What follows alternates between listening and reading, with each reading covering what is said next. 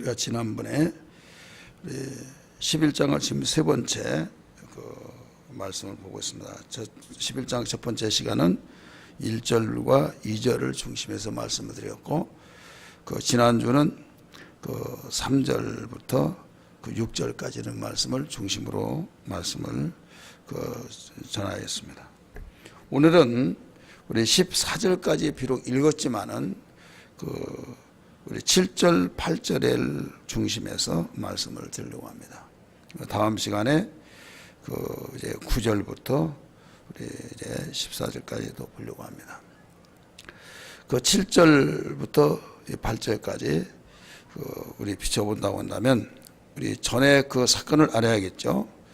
힘센 천사가 이 두루마리를 먹어버리라 하는 말씀이 10장이에요. 그래 먹었어요. 먹었을 때 배에서는 쓰나 입에서는 꿀과 같더라 라고 했는데, 그리고 난 뒤에 또 지팡이 같은 갈대를 주면서 성전과 제단과 그 안에 경배하는 자들을 측량하라, 신앙을 측량하라는 거예요. 그러면서 성전 안에 있는 자들을 측량하고 성전 밖에는 측량하지 말라, 이런 말씀을 했어요. 그래서 성전 밖에는 내가 이 거룩한 성을 42달 동안 짓밟히도록 이방인에게 넘겨주겠다, 말씀이 11장 2절 말씀입니다. 이 이방인에게 넘겨줘서 이방인들이 42달 동안 짓밟히게 하도록 하는데, 그 중에서도 하나님께서는 그냥 남을 나라 너희들 형편없이 신앙생활한 걸 좀 맛을 보라, 그거 팽개치고 놔둬버린 것이 아니라, 그래도 그들 가운데서 구원시키기 위해서 두 증인을 보내서 1260일 동안 예언을 하게 했다 이거죠. 그래 1260일, 자 42달도 3년 반이고 1260일도 3년 반입니다. 한 달을 30일로 기준했을 때. 그러면서 예언을 하겠는데, 예언을 했을 때 이 굵은 비옷을 입고 예언을 했다. 이건 뭐냐면 침례관이 광야에서 비단옷 입고 외치는 것이 아니었죠. 메뚜기와 석청을 먹고 가죽 옷을 입고, 이런 누가 볼 때 참 초라한 사람, 죄를 지을 때 웃는 사람 하나도 없죠. 울죠. 감옥에 가고. 또 초상집에는 머리를 다 풀러서, 옛날 이 비내를 꼽았을 때 다 풀고, 그 다음에 슬프고, 만약에 웃었다면 그것은 흉 잡히고, 그건 굉장히 비인격적인 사람으로 여겨지죠. 그와 같이 이 옷을 그때는 세수도 하지 않고 해야만, 유교 정신 속에서 보면 내가 부모를 잘못 모셔서 죽었습니다. 좀 원색적으로 말하면 부모를 잡아먹은 자식입니다. 이래 해가지고 난 죄인입니다, 이 말이 쉽게 말해 죄인이다.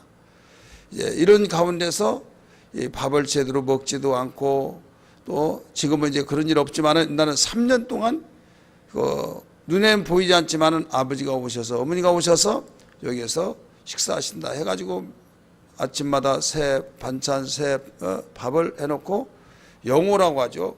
마루 한쪽에다가 거기에서 밥을 살아있는 분에게 하듯이 똑같이 그렇게 하고 3년 동안 저렇게 하다가 그 다음에 불태워서 없애고, 그래서 3년상만 지나면 모든 것이 해방이다 할 정도로 이랬습니다. 그러니까 그 정신에서 이 장례문화가 나왔을 때, 이 부모가 죽은 것은 난 죄인입니다. 그래서 이 옷을 삼배옷을 입었죠. 그래서 이 성경에도 보면 배옷을 입었다는 것은 슬픔에 젖어 있는 그런 상황입니다. 자, 지금 우리 11장에서 볼 때 성전 안에는 청량하라, 갈대, 잣대를 주면서 청량하라고 하는데, 성전과 제단과 하나님을 경배한 자들을 청량하라. 근데 성전 밖에는 청량하지 마라. 내가 이방인에게 내 던져줘서 그들의 발로 짓밟히게 하리라, 이런 말씀을 했어요.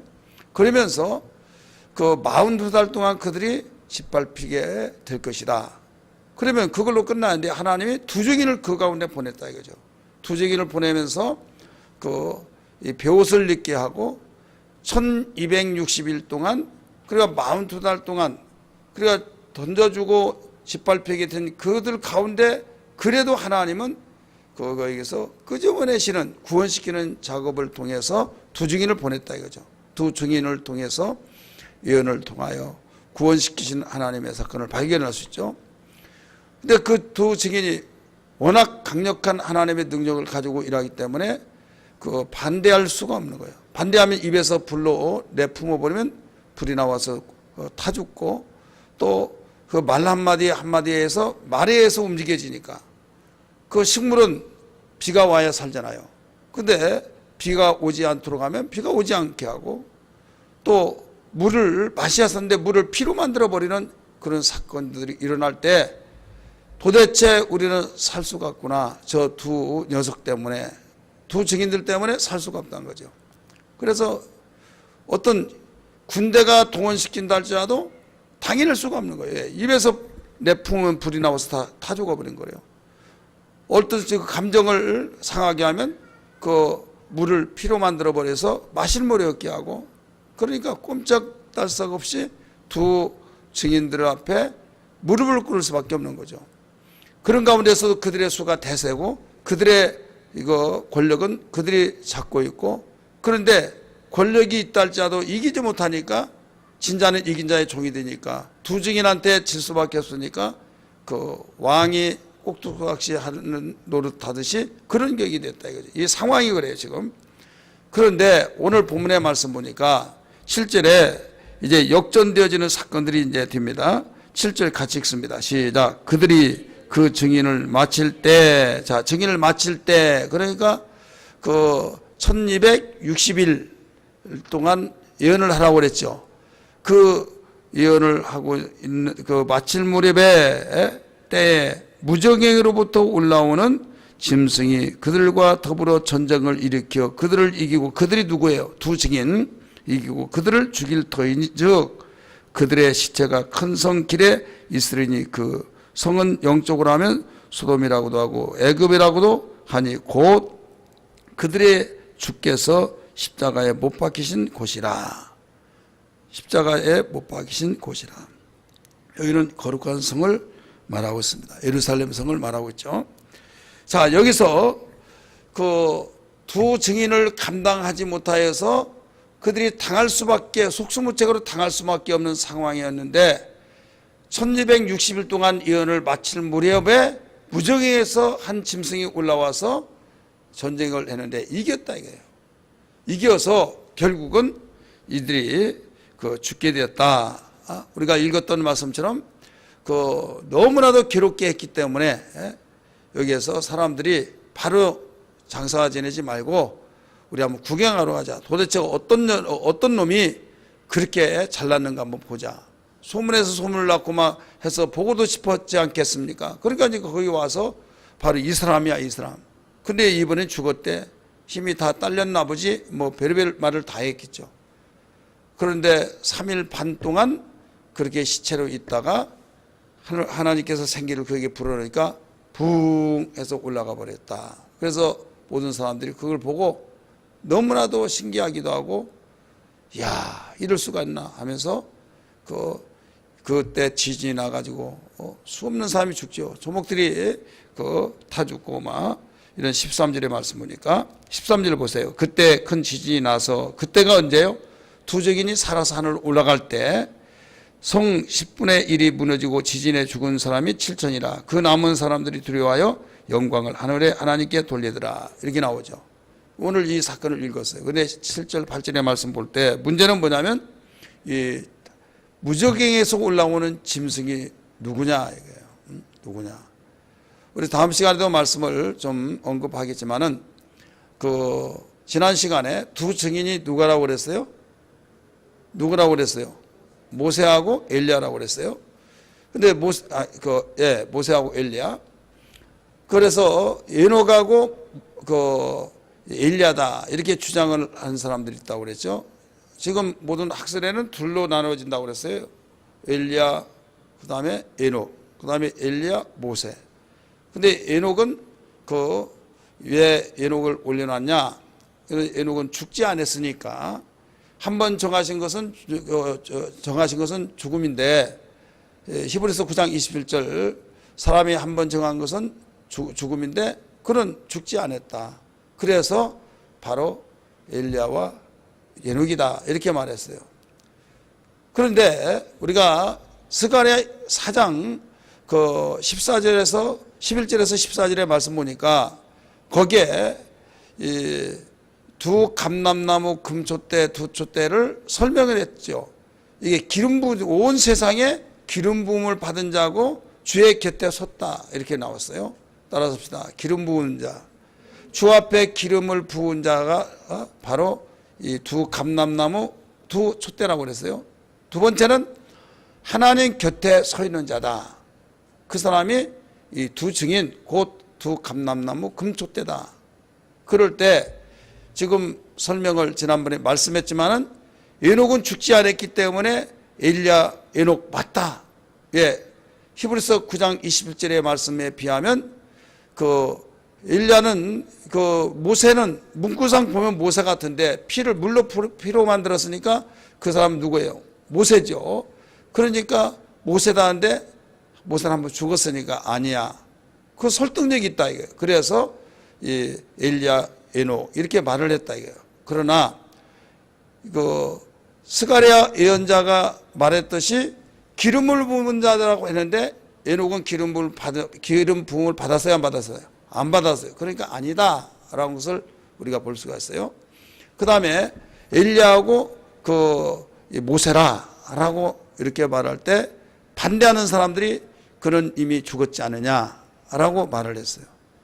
그러나 그 여기에 문맥상에 보면은 분명히 맞다. 그러면 설득력이 있으려면 한번 정하신 것이 그 사람에게 정하신 죽음인데 다 죽는데 거기에 대한 해명이 있어야 된다. 변증이 돼야 된다 이거죠.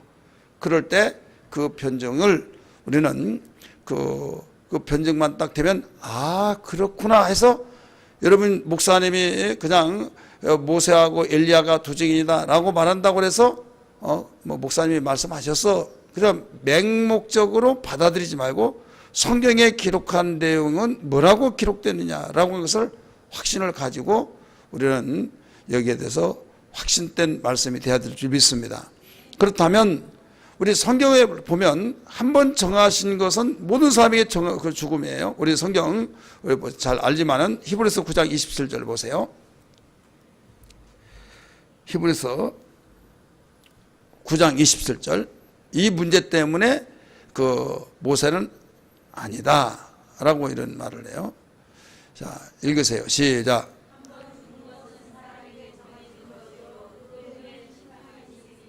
예, 한번 뭐라고 그랬어요? 죽는 것은 사람에게 정하신 것이요. 근데 어떻게 두 번 죽냐? 이거죠. 모세라고 한다면 이미 한 번 죽었죠. 그 다음에 여기서 또 죽죠. 그러면 두 번 죽지 않느냐라고 말할 때 거기에 대한 설득력이 없지 않느냐 이런 내용이에요. 하지만은 우리는 성경에 보면 그 성경에 많은 사람들이 두 번 죽고 그 모세도 두 번 죽었다는 것을 알 수가 있어요.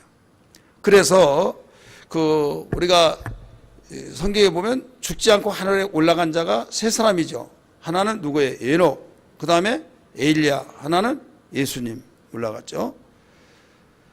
그러면 죽지 아니한 사람은 그 엘리야하고 누구였어요?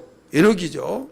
죽지 않는 사람. 그러면 우리 어떤 사건이 그 한 사람으로 끝나지 않고 하나님께서는 수많은 사람도 있고 얼마든지 살릴 수 있지만은 왜 그 살렸던 사람들을 제한시켰고 거기에 대해서 이렇게 제한시켜서 그 모델로 삼았느냐. 이건 유형을 우리에게 가르쳐 주게 한 거예요. 그래서 가령 요셉이 의인이라고 그랬죠. 모든 사람은 죄인이고 세상에 의인이 없다고 하는데 노아도 의인이라고 그랬어요. 당대 완전한 자라. 그 요셉도 의인이라고 했어요, 안 했어요? 근데 모든 사람이 죄를 범하였음에 의인은 없나니 하나도 없다고 말했는데 그게 뭔 말이냐? 이것은 실제로 당대에 그 수많은 죄를 많이 짓고 있었지만 죄 짓지 않은 하나님의 말씀대로 살려고 하는 그 행위로서 볼 때에 그는 의인이다 이런 말이에요. 그러나 그게 중요한 것보다는 더 중요한 것은 뭐냐면 그 오실 예수님은 의인이다. 이것을 오실 예수의 묘사를 하고 있다 이거예요. 누가? 요셉이. 그래서 요셉을 의인이라고 말하지 않으면 그 예수님이 앞으로 오실 텐데 그 예수님에 대해서 그 묘사가 될 수가 없죠. 그리고 요셉이 죄를 짓지 않았지만 감옥에 가고 고난을 받고 또 팔려갔듯이 예수님이 팔려서 갔던 것처럼 예수님의 그 묘사를 그대로 해주고 있다 이거죠. 그와 같이 성경은 수없이 수많은 사람들을 통해서 우리에게 유형으로서 남겨주시고 보여주신 겁니다. 예를 들어서 에녹을 보면 에녹은 예수님이 오실 때 살아있는 그리스도인에 대해서 유형으로 보여준 거죠. 에녹은 죽지 않았잖아요. 그러니까 살아있는 자, 예수님이 오실 때 그 살아있는 자가 먼저 올라가고 죽은 자가 먼저 올라가고 살아있는 자가 다시 올라가고 나오죠. 그러니까 에녹은 누구를 유형으로 보여주시느냐, 바로 예수님이 오실 때 살아있는 자가 죽음을 맛보지 않고 하늘로 올라가는 것을 바로 유형으로 남겨주신 것이다 라고 우리가 이렇게 볼 수가 있어요. 그 다음에 모세는 죽었다가 휴거될 때 들림받은 사람들, 다시 말해서 예수님이 오시면 죽은 자가 먼저 일어나고, 우리 데살로니가전서 4장 13절 이하에 나오죠. 죽은 자가 먼저 일어나고 그 다음에 살아있는 자도 공중에 끌려 올라간다라고 나오죠. 그러니까 이 모세는 무엇을 유형으로 가르쳐 주고 있는가 하면 그 예수 그리스도를 믿는 자들이 바로 죽고 예수님이 오실 때 먼저 그 올라가는 죽은 자가 살아서 올라가는 그의 유형이다. 이것을 우리에게 보여주시고 있는 겁니다. 그 다음에 엘리야는 살아서 휴거될 때 들림받은 그리스도인을 가리키고 있는 거예요. 그래서 그 똑같은 사람들이 그 들림받고 이런 일이 있을지라도 하나님께서는 당신의 뜻을 보여주기 위해서, 성경은 모두 66권인데 하나님의 말씀이라는 걸 믿기 바랍니다. 그러면 퍼즐을 맞히듯이, 퍼즐은 잘 맞다가도 하나가 나중에 마지막에 안 맞으면 그건 온전하게 맞추는 법이 아닌 거예요. 잘못 맞춘 거죠. 아주 처음에 시작 다 맞춰서 마지막 맞출 때 딱 떨어져야 된다 이거죠. 그래야 하나의 작품이 되어진 것처럼 여기에서 이것 설명하고 여기다 맞출 때 맞아요. 맞지만 나중에 안 맞으면 이건 온전한 맞춤이 아닌 것처럼 우리는 성경을 전체로 봐야 될 줄 믿습니다. 그렇다면 여기에서 그 두 번 죽는 자들이 있냐 없냐? 있다 이거예요. 성경에 상당히 많습니다. 예를 들어서 모세가 두 번 죽었어요. 자, 뭐가 어떻게 두 번 죽느냐? 이 11장에 두 증인이 모세라고 말하고 있다고 하는 그 학설에 둘 뿐이 없다고 그랬어요. 그래 모세다라고 했을 때 모세가 또 죽어야 안 죽어요? 첫 번째 죽었어요, 안 죽었어요? 죽었죠. 그와 같이. 그럼 나사로도 두 번 죽었다. 나사로 이미 죽고 예수님이 그 다음에 살려줬죠. 거기서 한 번 죽고 또 다음에 죽었어요, 안 죽었어요? 죽었죠. 목사님 나사로가 죽었단 말이 어디 나왔습니까? 그러면 하늘로 올라갔단 말이 어디 나와요? 지금까지 살아있어요? 이미 죽었다 이거예요. 그 다음에 그 회당장의 딸 야이로도 죽었다가 살아났죠. 예수님이 살려주셨어요. 그 다음에 과부의 외아들 죽었다가 살아났어요. 청년아 일어나라 했을 때, 그러면 예수님이 3명의 사람을 죽은 자를 살려주셨는데 예수님만 그러느냐? 예수님은 하나님의 아들이니까 살려줬다라고 할까봐 내 이름으로 병 고쳐라 라고 하면서 주님의 말씀은 우리에게 하신 말씀이라는 걸 믿기 바랍니다. 그러니까 예수님이 하신 그 일을 그대로 내 증인이 되라 하면서 주님의 하신 일을 하라는 거예요. 예수님의 제2의 공생애가 제자들을 비롯해서 믿는 우리 모든 성도들이 예수님의 제2의 공생애가 되어야 될 줄 믿기 바랍니다. 그런 가운데 베드로도 살렸어요. 베드로는 누구를 살렸습니까? 기억나신 분이요? 우리 김숙경 군사님. 생각이 안 나요? 뭐 모르더라도 천국 가는데 지장 없으니까 괜찮아요. 뭐 갑자기 물어본데 어떻게 잘 알겠습니까? 예, 바로 두 이름이 있어요. 그 도루가 하나는 하나는 다비다라고 하는 사람이에요. 그래서 이 다비다라고 하는 그 사람인데 그 사람 선행을 하고 구제하고 근데 죽었죠. 그래서 살려줬어요. 기도해가지고. 그 다음에 또 하나는 바울이 또 하나 살렸죠. 누굽니까? 창문에 걸터 앉아서 딱 떨어져 죽은 자 유두고. 그리고 그들도 두 번 죽었다 이거예요. 그러면 여기서 모세가 어떻게 안 죽어야 다시 온다고 말이 되는데 두 번 죽은데 어떻게 그것 때문에 모세가 아니라고 그 에녹과 엘리야다라고 했는데 여기에서는 성경에 두 번 죽는 사람도 이렇게 나온다라는 걸 볼 때 이 모세라고 하는 것을 여기에서 더 뒷받침을 해주고 있다 이런 말씀입니다. 자, 오늘 우리가 이제 7장 그 7절에서 이 무저갱에서 올라오는 무저갱을 끝없는 구덩이라는 말이에요. 무저갱. 그 구멍은 있는데 끝이 없는 밑바닥. 그리고 거기서 올라왔다. 이렇게 나오죠. 그래서 짐승이 올라왔는데 그 짐승이 누구냐 이거예요. 짐승이 뭐냐. 그래서 신학적으로 뭐라고 한가 하면 이 짐승은 바로 옛날 노마가 있었죠. 노마 제국, 영원한 제국이라 이렇게 그 책도 그 보면 영원한 제국 노마 이런 식으로 책 표지가 나와요. 그러기 때문에 이 노마가 부활한 그 나라를 말하고 있다. 이렇게 말하는 사람도 있어요. 주석가들이, 신학자들이. 그 무저갱에서 올라오는 그 짐승은 바로 노마의 제국을 말하고 있다. 다시 세워진다. 이렇게 가르치고. 조영기 목사님이 그 곤욕을 치른 것이 뭐냐면 제가 직접 들었습니다. 오살리 기도원. 거기에 그 유럽연합을 그때 막 형성될 무렵이었어요. 형성될 무렵에 그 7개 나라가 형성인데 앞으로 3나라만 형성되면 바로 성경에 나온 대로 10나라가 합쳐서 그 아주 대제국이 된다. 그러면 예수님 오신다. 이런 말을 했어요. 근데 10나라만 있습니까? 나중에 세워진 게 몇 나라요? 10 몇십 나라가 돼요. 그러니까 이런 내용들이 왜 그러느냐?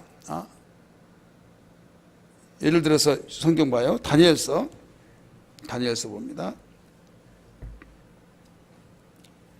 다니엘서 7장 23절. 7장 23절.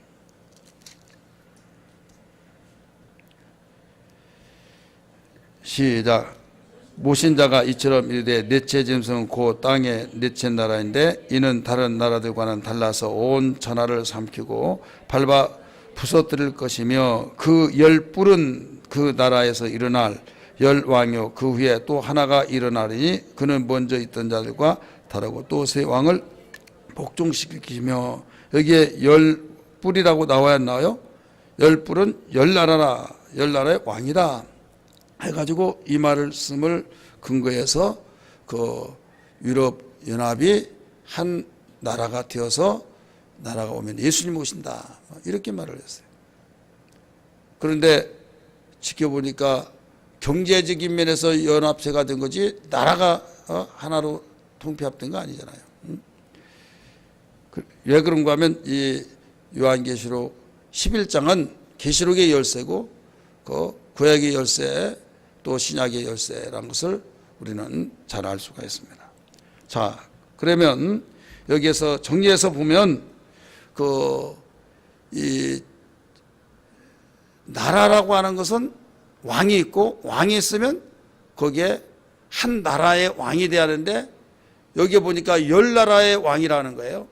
그럼 복수예요, 복수 아니에요? 복수죠. 그런데 무저갱에서 올라오는 나라는 그 왕은 단수입니다. 한 왕이에요. 그러면서 대부분 13장 18절을 가지고 여기서 짐승의 수를 세우라 하면서 그 666 그 내용이 나오죠. 우리 성경 그 13장 18절 봅니다. 13장 18절 읽습니다. 시작.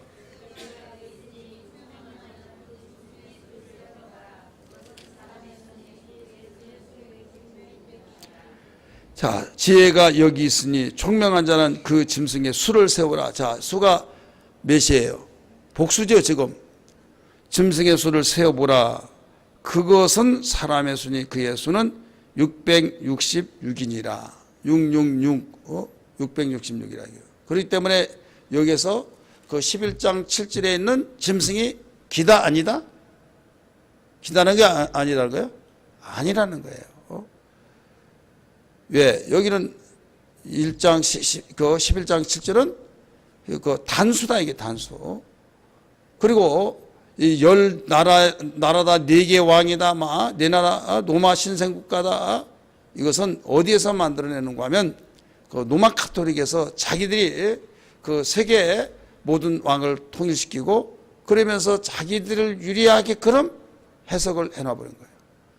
그것도 모르고 그냥 성경을 안 읽고 책에서 책 보고 그러니까 유명한 사람이 이렇게 말했으니까 인용을 하고 그러다 보니까 계속 꼬리를 물어서 완전히 성경과는 완전히 다른 뜻으로 나가버린다 이거죠. 그렇다면 여기에 11장 다시 보면 그들이 7절 봅니다. 그 증언을 마칠 때 두 증인이 그 마칠 때 1260일 동안 그 끝날 무렵에 무적행으로부터 올라오는 짐승이 그들과 그래서 이제 무적에 올라온 짐승 때문에 지금 이런 말이 나온 거예요. 그럼 짐승은 그 우리 정리를 한번 해보겠어요. 정리. 짐승은 일반 짐승이 아니라 사람이다. 우리 한번 따라서 사람이다. 그 다음에 그는 끝없이 깊은 구덩이에 천사다. 구덩이. 그는 끝없는 깊은 구덩이의 왕이다. 왕. 그는 두 개의 이름을 가졌다. 그는 히브리어와 그 다음에 그 헬라어 이름을 가졌다. 그 다음 파괴하는 천사로 사망에 의인화된 일꾼이다. 그러니까 분명히 천사지만은 거기에 의인화시킨 사람이다. 이거예요. 사람이다. 우리 어디를 볼 수 있는가 하면 17장 8절을 우리 다 보세요. 17장 요한계시록 17장 8절입니다. 같이 읽습니다. 네가 본 짐승은 자 여기서 그 네가 본 짐승은 과거죠. 과거 완료이죠. 이게 11장 7절에서 본 짐승은 지금 설명하고 있는 겁니다.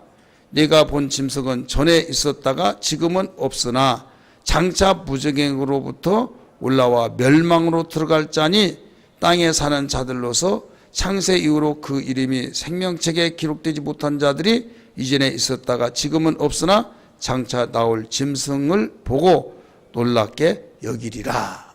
자, 여기에서 지금 11장 7절에 무적행에서 올라온 짐승이 누구냐를 설명하고 있는 거예요. 여기에서 네가 본 짐승은 전에 있었다가 지금은 없으나 자 지금 이 환상을 누가 보고 있어요? 사도 요한. 사도 요한이 살아있을 때 전에 있었다가 지금 없으나 그러면 사도 요한도 봤다는 거야 안 봤다는 거예요? 안다는 거야 모른다는 거야? 안다는 거죠. 전에 있었다가 지금은 없다. 네가 지금 이 요한계시록을 보고 있는 그 시대는 없다. 네가 이걸 보기 이전에는 이전에는 네가 아는 자다 이거예요. 전에 있었다가 지금은 없다. 그러면 전에 있었다가 지금 없다. 이건 귀신이에요? 아니면 천사예요? 아니면 사람이에요? 누굽니까? 사람이란 걸 여기서 증명해 주고 있는 거예요. 그다음 무적행으로부터 올라와 멸망으로 들어갈 자니 자 무적행으로 올라와 멸망으로 들어갈 자다. 그럼 무적행과 영원히 지옥은 다르다는 걸 알 수가 있죠. 우리 성경 보면 그 귀신이 이렇게 말합니다. 거라사인 귀신이 예수님께 어찌하여 때가 이르기 전에 나를 괴롭게 하러 오셨습니까? 이 때라고 나와요. 따라서 때가 이르기 전에 나를 괴롭게 하러 오셨나이까. 아직 내 때가 남았는데 왜 내가 합법적으로 내 때에 내가 활동하고 있는데 왜 나를 때가 이르기도 전에 괴롭게 하러 왔냐고. 우리 마태복음입니다. 여기 표시해 놓고 마태복음 8장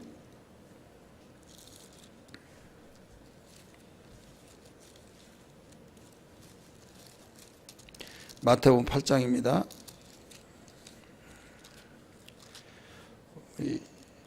몇 절을 보신가 하면 28절 말씀 29절까지 봅니다. 시작. 또 예수께서 건너편 가드라 지방에 가심에 귀신 들린 자 둘이 무덤 사이에 나와 예수를 만나니 그들이 몹시 사나워 아무도 그 길을 지나갈 수 없을 지경이라. 29절. 이에 그들이 소리질러 이르되 하나님의 아들이여 우리가 당신과 무슨 상관이 있나이까. 때가 이르기 전에 우리를 괴롭게 하려고 여기 오셨나이까 하더니, 자, 때가 이르기 전에 이렇게 나오죠.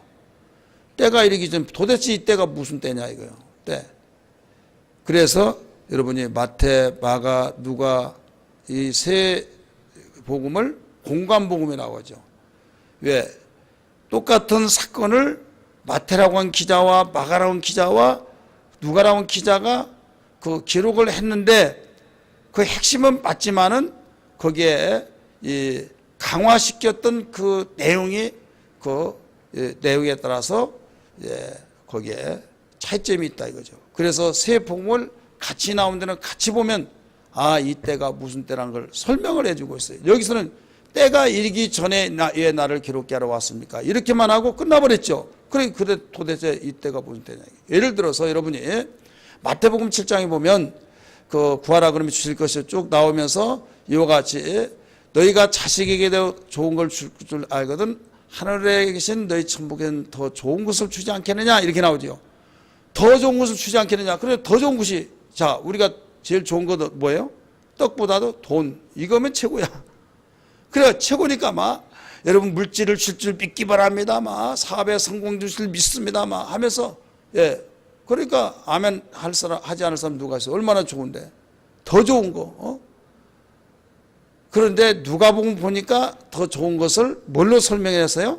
성령을 주지 않겠느냐 이렇게 나와요. 성령을. 그러니까 누가복음을 보지 않았더라면 그 말하기 좋아하는 사람이 얼마든지 갖다 붙이면 마음에 사람의 심리를 읽어서 막 훅 하면서 더 좋은 것이라고 쓰니까 막 해석이 100이면 100 다 달라버려요. 그런데 누가복음에서는 더 좋은 것이 뭐라고 그랬어요? 성령이라고 그랬어요. 성령. 성령 하나님이죠. 하나님보다 더 좋은 분이 어디 있어요? 마찬가지로 여기에 마태복음에서도 때가 이르기 전에 왜 나를 괴롭게 하러 왔습니까? 라고 하는 그 때가 뭐냐라고 하는 누가복음 8장 31절 봅니다. 누가복음 8장 31절.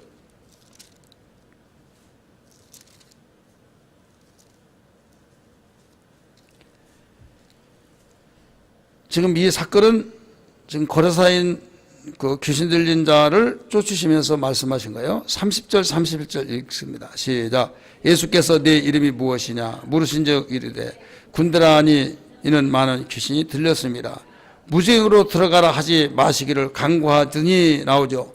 무적행에 들어가라고 하지 말라고 강구했다. 그러니까 때가 이르기 전에 왜 나를 괴롭게 하러 왔습니까? 그러니까 때가 되면 어디로 간다는 거예요? 무적행으로 간다는 거예요. 무적행으로. 그렇기 때문에 지금 무적행에서 올라왔다 이거예요. 무적행에서 올라왔다. 누가? 짐승이. 그래서 짐승은 사람이다.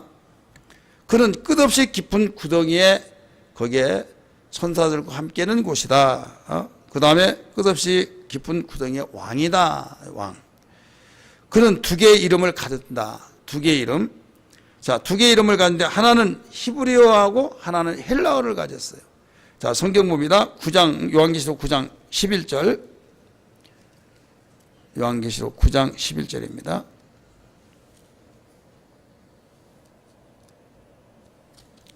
그들에게 뭐가 있으니? 왕이 있으니 무적응의 사자라. 사자는 바로 왕이에요. 또 아니면 심부름꾼이라고 할 수도 있고, 히브리어로는 그 이름이 아바도니오, 헬라어로는 그 이름이 아블로니오 나오죠. 아블로니오. 자, 이름이 둘이에요? 둘이 아니에요? 둘이죠. 바로 무저갱의 사제라고 하면서 그들에게 왕이 있다. 그리고 왕이라 이거예요. 근데 무저갱의 사자다. 이름이 둘이다. 그 다음에 파괴하는 천사로 사망이 의인화된 자다. 이거예요. 그 이제는 좁혀갑니다. 지금 분명히 사람이다. 그래 단수다. 복수가 아니다 이거예요. 그 다음에 데살로니가 후서 2장 23절을 보세요. 데살로니가 후서 2장 3절. 거기에는 우리가 요한계시록 11장 1절에서 3절에 설명을 하고 있어요. 데살로니가 전서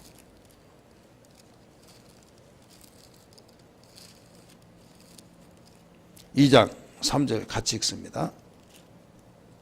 후서입니다. 전서가 아니라. 2장 3절 시작. 누가 어떻게 하여도 너희가 미혹되지 말라. 먼저 배도하는 일이 있고 저 불법의 사람 곧 멸망의 아들이 나타나기 전에는 그날이 이르지 아니하리니. 자, 불법의 사람 곧 멸망의 아들이 나타나기 전에는 나오죠. 전에는 그날이 이르지 아니하리니 이게 나오죠. 자, 적그리스도를 가리키고 있죠. 그리고 여기는 적그리스도는 적을 빼면 뭐예요? 적을 빼면, 적을 가리면 그리스도죠. 그리스도는 뭐예요? 왕이 왕. 그래서 기름 부음을 받은 자, 나의 그리스도요. 그러면 나의 주인이요, 나의 왕이요, 이거예요. 나의 제사장이요. 그렇기 때문에 이 적그리스도라는 것은 바로 우리가 이 어떤 성격상을 보면 예수님의 모양을 가지고 예수님의 이름을 가지고 남용하는 그 사람은 다 적그리스도의 무리들이에요.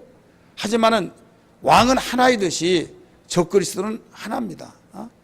하나인데 여기에서 적그리스도가 바로 여기에서 누구냐라는 것을 볼 때 누가 적그리스도다 하다 보면 너무나 많죠. 이것은 다 이해해요.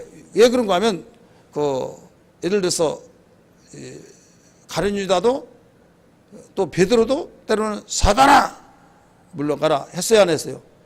그러면 사단이나 마귀 똑같죠?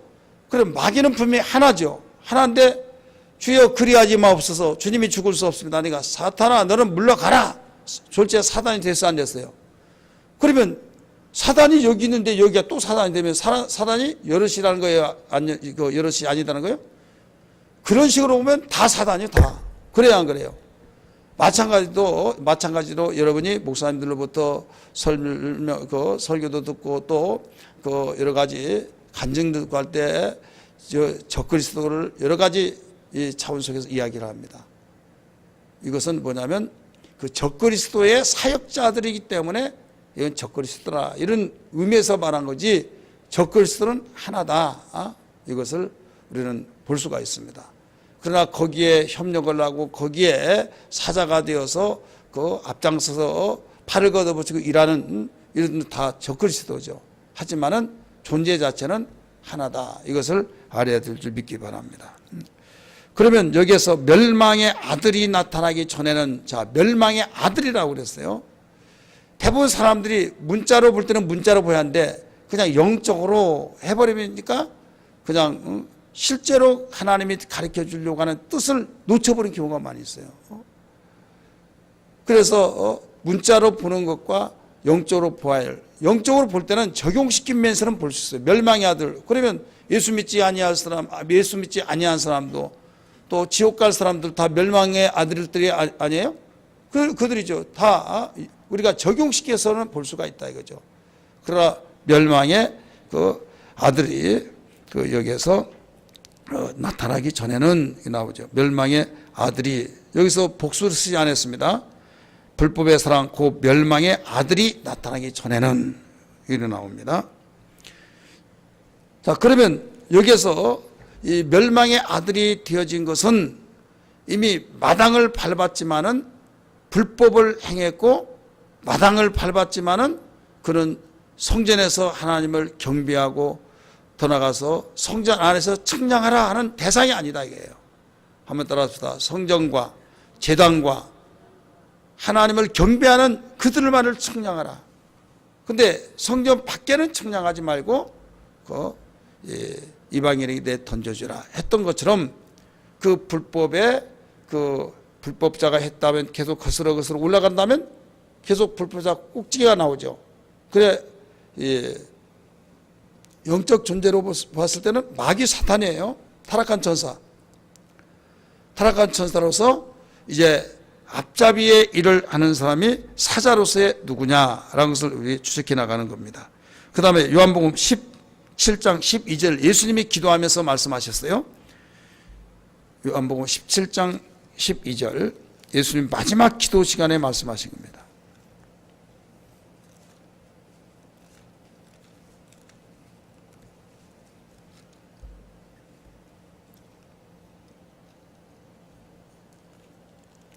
같이 읽습니다. 시작.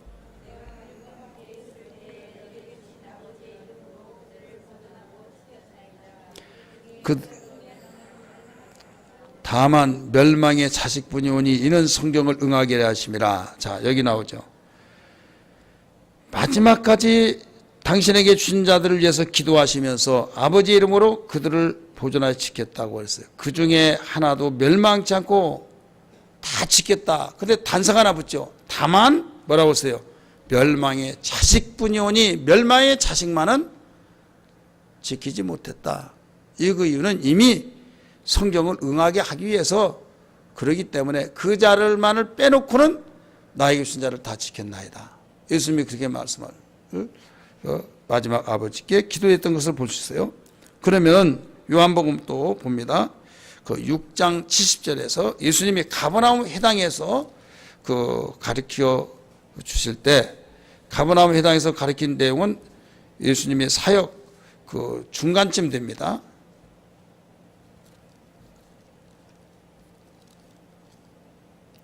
요한복음 6장 70절 같이 읽습니다. 71절까지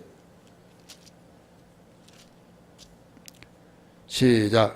예수께서 대답하시되 내가 너희 12를 택하지 아니하느냐 그러나 너희 중에 한 사람은 마귀니라 하시니. 자, 마귀니라 하시니. 마귀는 천사요 사람이요? 마귀는 천사죠. 그런데 제가 아까 그 사도 요한에게 보여주셨던 그 무정에서 올라오는 그 짐승이 누구냐라고 했을 때 그 끝이 없는 곧 음부에서 그 깊은 곳에서 있는 천사다 이렇게 말을 했어요, 안 했어요? 또 그 구렁이의 왕이다 이렇게 말했어요. 그리고 맨 마지막에 말씀드린 것은 파괴하는 천사로 사망이 의인화된 바로 인물이다. 바로 파괴하는 천사로, 이게 파괴하는 천사가 누구예요? 마귀죠. 마귀로 사망이 의인화된, 분명히 사망을 이미 죄수한 사망이죠. 생명이 없는 자를 옳다고 의인화시켰다. 이거 의인화시킨 인물. 그래서 분명히 이 가룟 유다는 지금 그 12 중에서도 주님이 택했지만은 성경에서 이미 예언했던 그 사람이기 때문에 다른 자는 다 아버지 이름으로 지켰지만은 그 자는 열애를 두고 이야기했죠. 그러면서 예수님이 그 복음을 증거하면서 가버나움 회당에서도 그 이 설명을 벌써 가르치고 있잖아요. 예수께서 대답하시되 내가 너희 12를 택하지 아니하느냐 그러나 너희 중에 한 사람은 마귀니라 하시니. 이 말씀은 가룟 시몬의 아들 유다를 가리키심이라. 그는 12 중에 하나로 예수를 팔자 알려라. 앞으로 팔 것을 미리 아셨다 이거죠. 그 다음에 또 보세요. 그 사도행전 1장 24절에서 25절 사도행전입니다.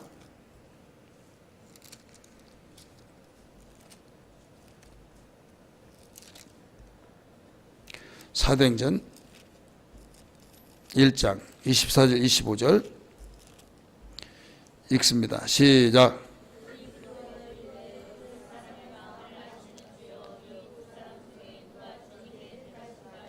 봉사와 및 사도의 직무를 대신할지한지를 보시옵소서. 유다는 이 직무를 버리고 제 곳으로 갔나이다 하고, 지금 베드로가 우리에게 12를 하나님이 택했는데, 우리 주님이 선생님이 택하시는데, 하나는 지금 먼저 갔다. 그래서 우리 그 빈자를 채워야 하지 않겠느냐, 그런 설명을 하면서 여기에 25절에서 유다는 이 직무를 버리고 제 곳으로 갔나이다, 이렇게 나오죠. 제 곳으로 갔나이다. 가야 할 곳으로 갔다, 이렇게 영어 성경을 가르치고 있어요. 가야 할 곳으로 갔다.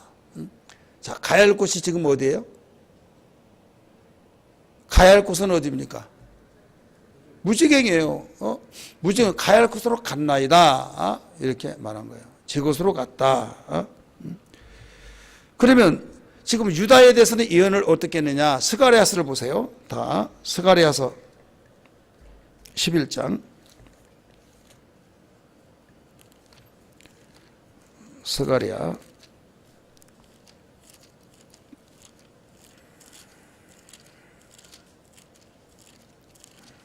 제가 가지고 있는 성경 1322페이지, 구약성경 1322페이지 제가 가지고 있는 성경입니다. 스가랴 11장 12절 13절을 먼저 읽습니다. 11장 12절 13절 시작. 내가 그들에게 이르되 너희가 좋게 여기거든 내 품삯을 내게 주고 그렇지 아니하거든 그만두라. 그들이 곧 은 30개를 달아서 내 품삯을 삼은지라. 아멘.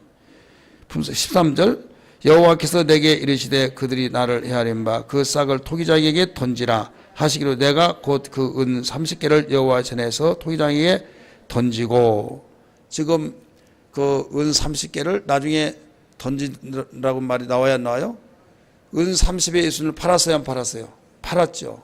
팔고 나중에 쓰지도 못하고 자기 선생님이 죽지 않을 줄 아는데 죽었다는 걸 알고 물려달라는 거죠. 그러니까 우리는 끝났다 하니까 너무 길어서 성전에다가 던져버렸죠. 그늘 그렇게 했던 것을 볼 수가 있습니다.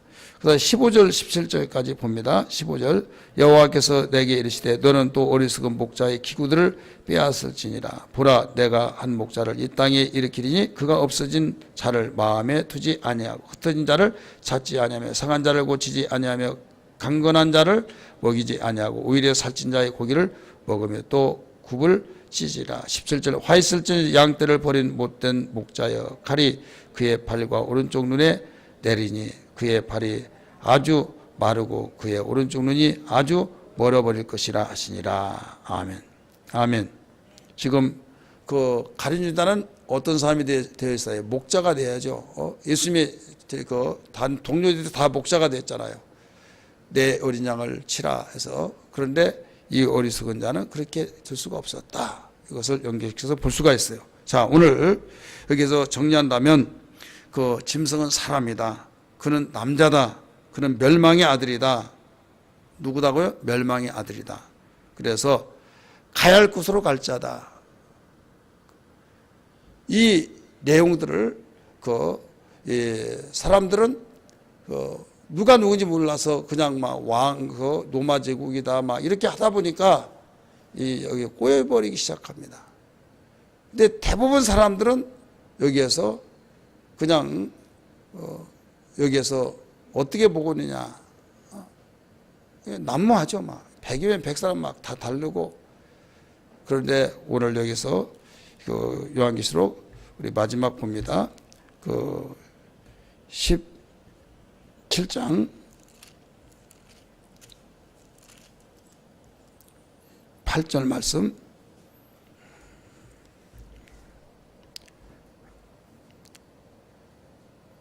8절입니다. 17장 요한계시록 17장 8절 네가 본 짐승은 전에 있었다가 지금은 없으나 장차 무지개로부터 올라와 멸망으로 들어갈 자니 땅에 사는 자들이 창세 이후로 그 이름이 생명책에 기록되지 못한 자들이 이전에 있었다가 지금은 없으나. 자, 가룟 유다는 생명책에 기록된 자예요, 못된 자요?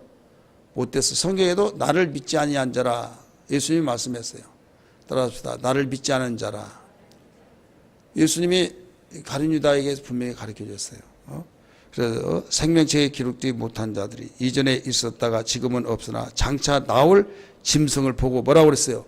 놀랍게 여기리라. 자, 놀랍게 여기리라. 여기에서 왜 놀랬냐? 우리는 여기 상상이 몇 개예요. 왜? 나중에 알고 봤더니 아는 사람이에요.